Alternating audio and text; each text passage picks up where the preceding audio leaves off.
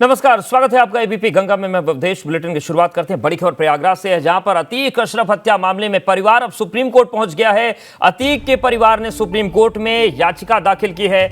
आयशा नूरी ने supreme court में याचिका दाखिल करके जांच की मांग की है। दोनों की हत्या की न्यायिक आयोग से जांच कराने की मांग की गई है और सुप्रीम कोर्ट के रिटायर्ड जज की अगुवाई में जांच आयोग के गठन की मांग की गई। अतीक के बेटे असद के एनकाउंटर की भी जांच की मांग उठाई गई है और इस पूरे मामले में 3 जुलाई को सुनवाई हो सकती है। उमेश पाल शूटआउट केस में आरोपी अतीक अहमद और बहन आयशा नूरी ने याचिका लगाई है। मेरठ में आयशा नूरी के घर ठहरा हुआ था 5 लाख का इनामी बमबाज गुड्डू मुस्लिम। तो ये इस पूरे मामले में अपडेट है। सुप्रीम कोर्ट की रिटायर्ड जज से जांच की मांग की गई है और इस मामले में 3 जुलाई को सुनवाई हो सकती है। तो अतीक अशरफ हत्या मामले में अब परिवार सुप्रीम कोर्ट पहुंच गया है और अतीक के परिवार ने सुप्रीम कोर्ट में दाखिल की है याचिका। आयशा नूरी ने सुप्रीम कोर्ट में याचिका दाखिल कर जांच की मांग की है।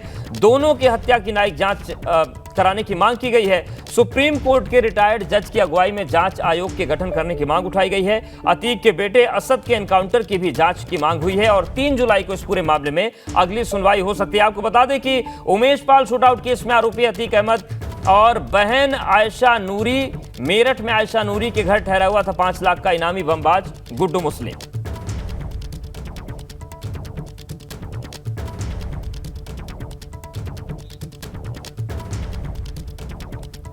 वही रायबरेली में छात्रों के 2 गुट आपस में भिड़ गए। छात्रों ने एक दूसरे पर जमकर लात घूंसे बरसाए। मारपीट की तस्वीर सीसीटीवी में कैद हो गई है। सीसीटीवी फुटेज में आप देख सकते हैं कि छात्र एक दूसरे को दौड़ा दौड़ा कर पीट रहे हैं। सभी छात्र कोचिंग पढ़ने आए थे। इसी दौरान किसी बात को लेकर उनमें झगड़ा हुआ। शहर कोतवाली क्षेत्र के डिग्री कॉलेज चौराहे की यह पूरी घटना है। देखिए, इन तस्वीरें आपको दिखा रहे हैं। रायबरेली की तस्वीर है जहां पर आपस में छात्रों के 2 गुट भिड़ गए। छात्रों ने एक दूसरे पर जमकर लात घूंसे बरसाए। मारपीट की तस्वीर सीसीटीवी में कैद हुई है। सीसीटीवी फुटेज में आप देख सकते हैं कि कैसे छात्र एक दूसरे को दौड़ा दौड़ा कर पीट रहे हैं। सभी छात्र कोचिंग में पढ़ने आए थे। इसी दौरान किसी बात को लेकर उनमें झगड़ा हो गया। शहर कोतवाली क्षेत्र के डिग्री कॉलेज चौराहे की ये पूरी घटना है, जहां पर 2 छात्र गुटों में जमकर भिड़ंत हुई और काफी देर तक वहां पर हंगामा मचा रहा।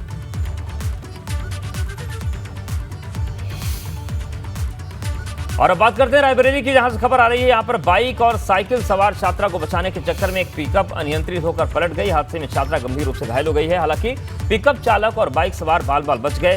हादसे की सूचना के बाद NHAI की टीम मौके पर पहुंची और बाधित हाईवे को खुलवाने की कोशिश की गई। लखनऊ प्रयागराज हाईवे ओवरब्रिज पर यह हादसा हुआ है। तो देखिए किस तरीके से पिकअप पलट गई और बताया जा रहा है कि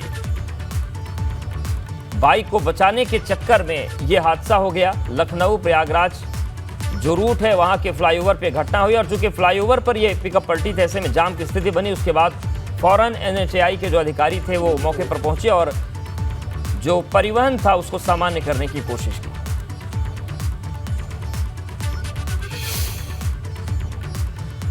बड़ी खबर कानपुर से है। कानपुर STF और कल्याणपुर पुलिस को बड़ी सफलता मिली है। अवैध शराब की 200 पेटियां पकड़ी गई हैं। यूरिया और खाद में छिपाकर यह शराब लाई जा रही थी।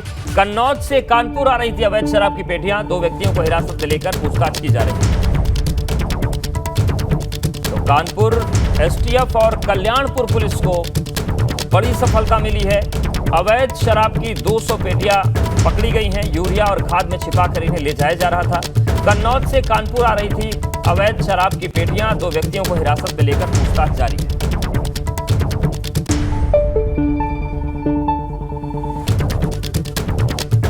तो कानपुर STF और कल्याणपुर पुलिस को बड़ी कामयाबी मिली है। 200 पेटियां अवैध शराब की पकड़ी गई हैं। यूरिया और खाद में छिपाकर इस शराब को ले जाया जा रहा था, लेकिन इसे पकड़ा गया और पुलिस इस पूरे मामले पर अब कानूनी कार्रवाई कर रही है।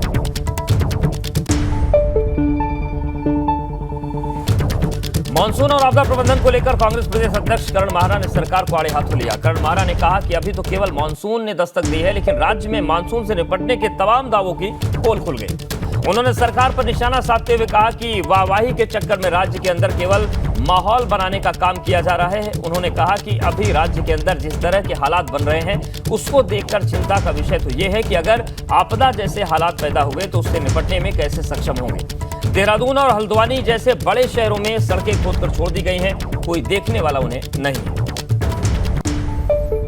तो मानसून के आने के बाद सियासी तकरार का दौर शुरू हो गया है और कांग्रेस प्रदेश अध्यक्ष करण माहरा ने आरोप लगाया है कि अभी तो मानसून ने केवल दस्तक दी है, तब तैयारियों की पोल खुल गई, लेकिन जब मानसून पूरी तरीके से आएगा, आपदा जैसे हालात बने तो कैसे सरकार निपट पाएगी, ये सबसे बड़ा सवाल बना हुआ है।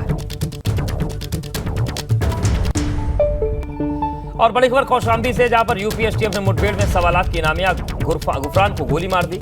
शातिर बदमाश के सिर पर गोली लगी है। जिला अस्पताल में बदमाश के इलाज के दौरान मौत हो गई। तो लखनऊ के डिप्टी एसपी डीके शाही के नेतृत्व में यह मुठभेड़ हुई। प्रतापगढ़ के आजाद नगर कोतवाली का रहने वाला था बदमाश गुफरान।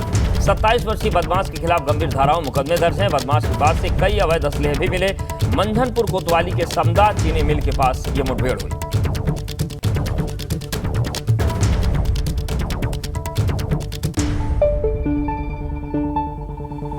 तो कौशाम्बी में एनकाउंटर हुआ है और यूपीएसटीएफ ने 1.25 लाख की इनामी को ढेर कर दिया।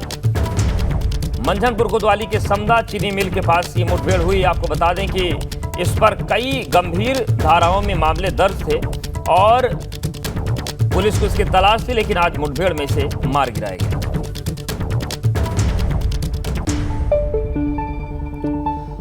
बड़ी खबर फतेहपुर से भी है, जहां पर पिन्नी खाने से परिवार के 7 लोग बीमार हो गए। प्रसाद खाने के बाद गांव की महिलाओं समेत 7 लोग बीमार हो गए। सभी लोगों को जिला अस्पताल में भर्ती कराया गया है। हुसैनगंज के चितसापुर गांव का ये पूरा मामला है। तो बड़ी खबर फतेहपुर से है, जहां पर पिन्नी खाने से परिवार के 7 लोग बीमार पड़ गए। प्रसाद खाने के बाद गांव की महिलाओं समेत 7 लोग बीमार हो गए। सभी लोगों को जिला अस्पताल में भर्ती कराया गया है। तो हुसैनगंज के चितसापुर गांव का ये पूरा मामला है।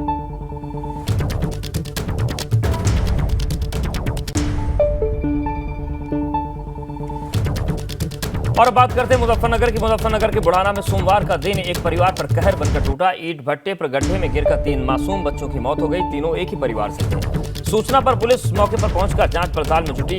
जानकारी के मुताबिक गांव रसूलपुर के रहने वाले हुसैन का 6 साल का बेटा फैसल और 8 साल का बेटा असद और आरिफ का बेटा एहसान सुबह भट्टे पर खेलने गए थे।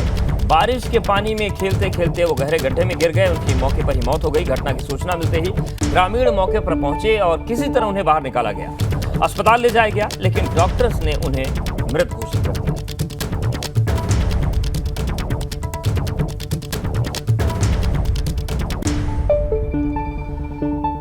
और बड़ी खबर रायबरेली से भी, जहां पर संदिग्ध परिस्थितियों में नहर में एक युवक गिर गए। नहर में डूबता देख स्थानीय लोगों ने पुलिस को सूचना दी। मौके पर पुलिस पहुंची और गोताखोरों के जरिए रेस्क्यू शुरू किया गया।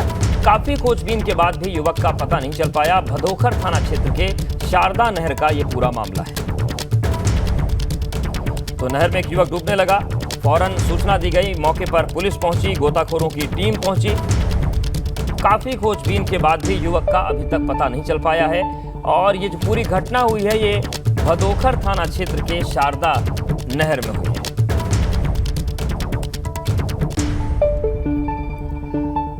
प्रयागराज के जैतवाड़डीह रेलवे पुलिया के पास श्रद्धालुओं से भरी बस पलट गई। इस हादसे में करीब 15 लोगों के घायल होने की सूचना है और सभी घायलों को स्थानीय लोगों की मदद से नजदीकी अस्पताल में भर्ती कराया गया है। आपको बता दें कि पड़िला महादेव मंदिर में पूजा अर्चना करने के बाद सभी श्रद्धालु वापस घर जा रहे थे। थरवई थाना क्षेत्र का यह पूरा मामला बताया जा रहा है, जहां पर यह हादसा हुआ। श्रद्धालुओं से भरी बस पलट गई। पड़िला महादेव के दर्शन करके लोग लौट रहे थे और तभी यह हादसा हो गया। जैतवाड़डीह रेलवे पुलिया के पास की घटना है। थरवई थाना क्षेत्र है प्रयागराज का, जहां पर बस पलटी है। वहीं औरैया में एक निजी कार्यक्रम में पहुंचे सपा के वरिष्ठ नेता शिवपाल सिंह यादव ने सपा कार्यकर्ताओं को साथ आने वाले लोकसभा चुनाव को लेकर चर्चाएं की। इसके साथ संगठन और मजबूत करने को लेकर पुराने कार्यकर्ताओं से मुलाकात की। इसके बाद मीडिया से बात करते हुए उन्होंने बीजेपी पर जमकर हमला बोला। यहां तक कि मुख्यमंत्री योगी आदित्यनाथ के चिपकू वाले बयान पर भी जवाब देते हुए उन्होंने कहा कि भारतीय जनता पार्टी की जमीन खिसक चुकी है, बौखलाए हुए हैं और 2024 में भारतीय जनता पार्टी को हटाना है, क्योंकि भारतीय जनता पार्टी ने 9 साल में देश और 6 सालों में प्रदेश में कुछ नहीं किया। जनता के बीच जाकर वो झूठ बोलते हैं, बहकाने का काम करते हैं और जनता को केवल धोखा दिया गया है। शिवपाल सिंह यादव के आजमगढ़ से चुनाव लड़ने को लेकर भी उन्होंने कहा कि ये फैसला पार्टी करेगी।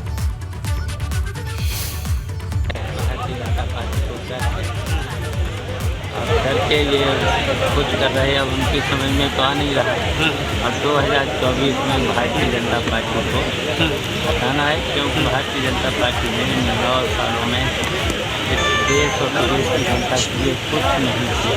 प्रशासन ने जो जनता को बीच में झूठ बोला है, जनता को बहकाने का काम किया है, जनता को केवल धोखा दिया है। भारतीय जनता पार्टी के राज में कानून नाम की कोई चीज़ है नहीं, संविधान को वो मानते नहीं, कानून को वो मानते नहीं, तो इसलिए वो लॉ एंड ऑर्डर तो पूरी तरह से ध्वस्त है। सपा के महासचिव स्वामी प्रसाद मौर्य ने पीएम मोदी के अमेरिका दौरे को लेकर सवाल खड़े किए हैं। उन्होंने कहा कि अमेरिका में नरेंद्र मोदी से पूछे गए सवाल का जवाब तब मिल गया जब राष्ट्रपति द्रौपदी मुर्मू को मंदिर में प्रवेश से रोका गया। स्वामी प्रसाद मौर्य रायबरेली में छत्रपति शाहू जी महाराज की जयंती के मौके पर आयोजित कार्यक्रम में शिरकत करने पहुंचे थे, जहां उन्होंने कहा कि देश में जाति और धर्म के आधार पर विभाजन आम बात है। स्वामी प्रसाद मौर्य ने कहा कि जब देश में सर्वोच्च पदों पर बैठे लोगों के साथ भेदभाव हो रहा है, तब आम दलित और पिछड़ों के साथ क्या होता होगा, समझना मुश्किल नहीं है। जिस तरीके से मानवाधिकार के जवाब देते देते माननीय प्रधानमंत्री थक गए और उनको कहना पड़ा कि भारत में जाति और धर्म के आधार पर भेदभाव नहीं होता, और अभी एक हफ्ता भी उनका बयान नहीं हुआ कि कल राष्ट्रपति को इस जाति अपमान के कड़वे सच का सामना करना पड़ा, तो जिस भारत में राष्ट्रपति जैसे पद पर बैठे हुए द्रौपदी मुर्मू को मंदिर में जाने के साथ भेदभाव के व्यवहार का सामना करना पड़ा, मंदिर में जाने से रोका गया, जाति अपमान का कड़वा सच उनके सामने आया, तो स्वाभाविक रूप से अमेरिका में कटघरे में खड़े किए गए प्रधानमंत्री जी का असली चेहरा खुल करके दुनिया के सामने आ गया। फतेहपुर जिले में लव जिहाद का मामला सामने आया है। मुस्लिम युवक ने हिंदू लड़की को हिंदू बनकर अपने प्रेम जाल में फंसाया, फिर उसके साथ दुष्कर्म कर ईंट से कुचलकर हत्या कर दी। आरोपों के मुताबिक युवती अहमदाबाद से मौसी की लड़की के यहाँ एक कार्यक्रम में आई थी। सिकंदर नाम के युवक ने सोनू बनकर दोस्ती की, और जब वो एक शादी में आई तो उसे गेस्ट हाउस से बुलाकर 500 मीटर की दूरी पर दुष्कर्म किया। उसके बाद ईंट से कुचलकर उस पर हमला कर दिया। घायल युवती को डॉक्टर्स ने हैरिट के लिए रेफर कर दिया, जहां पर युवती ने उपचार के दौरान दम तोड़ दिया। लड़की शादी समारोह में शामिल होने बिंदकी गई थी, वहाँ पे इसके साथ दुष्कर्म की घटना करने के बाद इसे घायल कर दिया गया था। लड़की का ट्रेवल्स बस की बसें चलती हैं, सूरत जाती हैं बसें इसकी, वहीं से आना जाना इन लोगों का परिचित हुआ। काफ़ी दिनों से परिचित थे, एक दूसरे से बातचीत होती थी। बातचीत के दौरान ही लड़का वहाँ मैरिज होम पहुँचता है और आपस में ये लोग मिलते हैं। वहाँ पर दुष्कर्म की घटना कारित करके और उसको घायल कर दिया था, जिसकी आज डेथ हो गई है। इसमें वैधानिक कार्रवाई की जा रही है। और श्रावस्ती पहुंची उत्तर प्रदेश की राज्यपाल आनंदीबेन पटेल। श्रावस्ती में राज्यपाल का जोरदार स्वागत किया गया। राज्यपाल ने डीडीआरसी भवन का अवलोकन किया। 2247 दिव्यांग जनों को 3806 कृत्रिम अंग और उपकरण देंगे। इसके बाद अधिकारियों के साथ समीक्षा बैठक भी करेंगी। तो श्रावस्ती पहुंची है राज्यपाल आनंदीबेन पटेल। श्रावस्ती में राज्यपाल का जोरदार स्वागत किया गया। राज्यपाल ने डीडीआरसी भवन का अवलोकन किया है। 2247 दिव्यांग जनों को 3806 कृत्रिम अंग और उपकरण देगी राज्यपाल।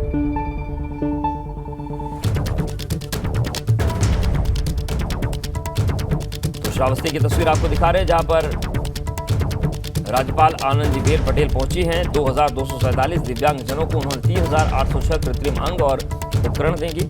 इसके बाद अधिकारियों के साथ समीक्षा बैठक भी वो करेंगे।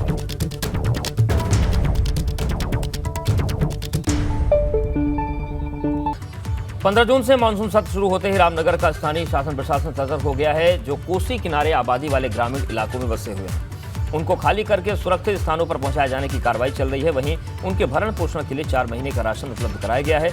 उप जिलाधिकारी के आदेश पर राहत और बचाव के लिए तैयारियां पूरी की गई हैं। तो मानसून सत्र, जो मानसून है, उसकी दस्तक के साथ ही प्रशासन अलर्ट पर है। कोसी नदी किनारे बसे हुए ग्रामीणों को सुरक्षित स्थानों पर पहुंचाने की कार्रवाई चल रही है। उप जिलाधिकारी के आदेश के बाद 4 महीने का राशन भी वहां पर उपलब्ध करवा दिया गया है।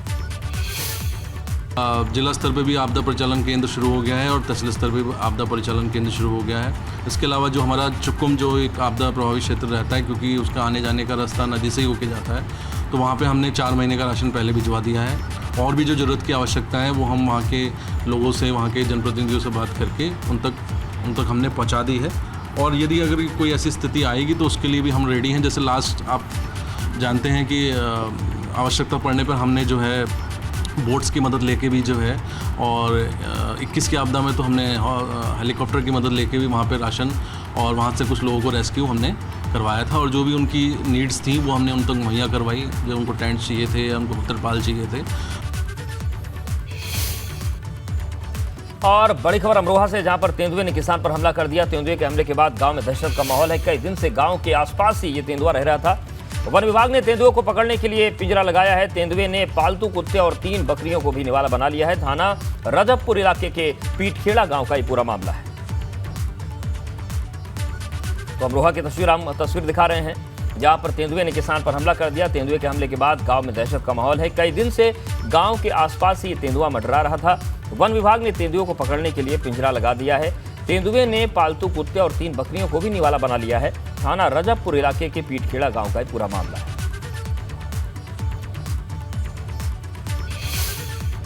बड़ी खबर आजमगढ़ से भी है, जहां पर सड़क हादसे में 3 लोगों की मौत हो गई। तेज रफ्तार बस ने ऑटो को टक्कर मार दी। हादसे में नानी नाती समेत 3 लोगों की मौत हुई है। तो सड़क हादसा हुआ है आजमगढ़ में, जहां पर 3 लोगों की जान चली गई। सड़क हादसे में 3 लोगों की मौत हुई है। तेज रफ्तार बस ने ऑटो को टक्कर मार दी। हादसे में नानी नाती समेत 3 लोगों की जान चली गई। तो तेज रफ्तार की वजह से हादसा हुआ। और आजमगढ़ की ये तस्वीर हम आपको दिखा रहे हैं, जहां पर सड़क हादसे में 3 लोगों की जान चली गई। तेज रफ्तार बस ने एक ऑटो को टक्कर मार दी और ये टक्कर इतनी जबरदस्त थी कि हादसे में नानी नाती समेत 3 लोगों की मौत हो गई। तो ये दर्दनाक हादसा हुआ है आजमगढ़ में, जहां पर एक तेज रफ्तार बस ने ऑटो को टक्कर मार दी और 3 लोगों की जान चली गई।